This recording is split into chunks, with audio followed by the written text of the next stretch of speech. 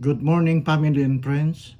We gather here today to honor a remarkable man, my father Segundino de la Cruz Macrohon, who lived 93 years filled with purpose, sacrifice, and unwavering love. Though our hearts are heavy, they are also full of gratitude for the extraordinary life he lived and the legacy he leaves behind.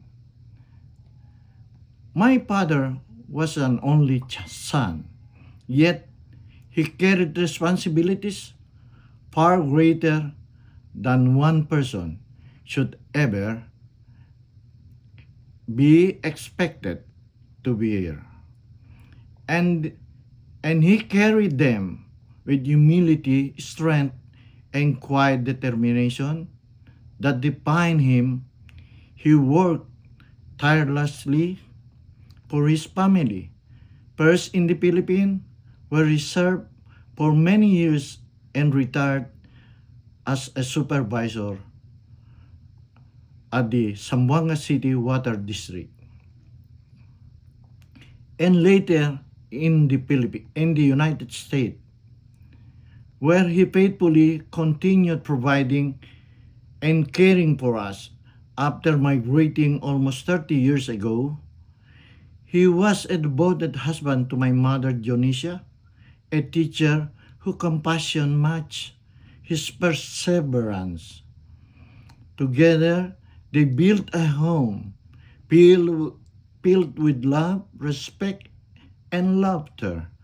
A home with 5 children grew, learned, and dreamed. Two of us eventually settled here in the United States.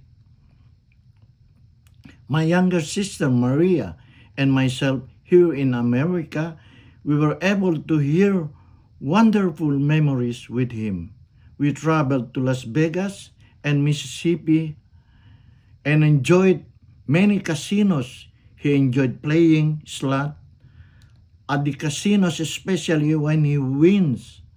But no matter how far we went, my father loves always reached us, always anchored us.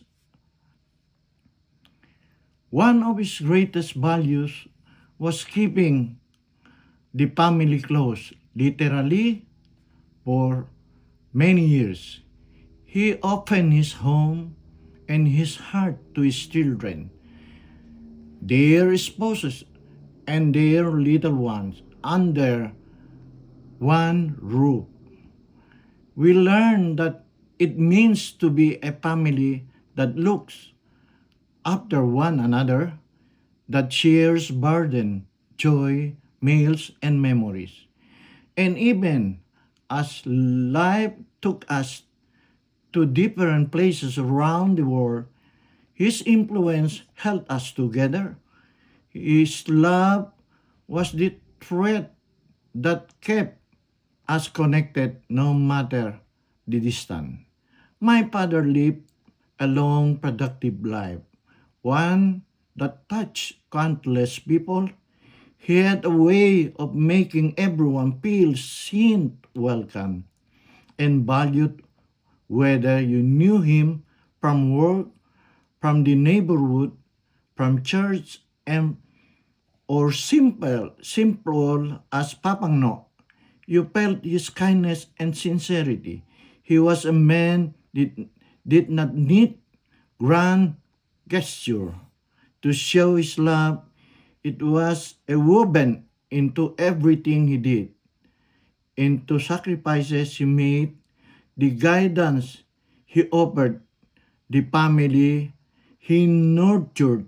Today, as we celebrate his life, we offer this tribute in thanksgiving for his unwavering devotion, his resilience, and his boundless love. He built the foundation upon which our family stand today, a foundation of unity, compassion, responsibility, and faith. This value will remain with us for the rest of our lives, pass on to his grandchildren and great-grandchildren who will continue to carry his spirit forward. Papang, thank you. Thank you for everything you gave us, everything you taught us, and and you sacrificed so that we will live better lives. Thank you for being our protector, our provider, our guide, and our inspiration. We will miss you deeply, but we will honor you every day. Through the love we give, the families we raise, and the lives we live, rest now, Papangno, in the peace and joy you so greatly deserve. Your legacy lives on in all of us. We love you always.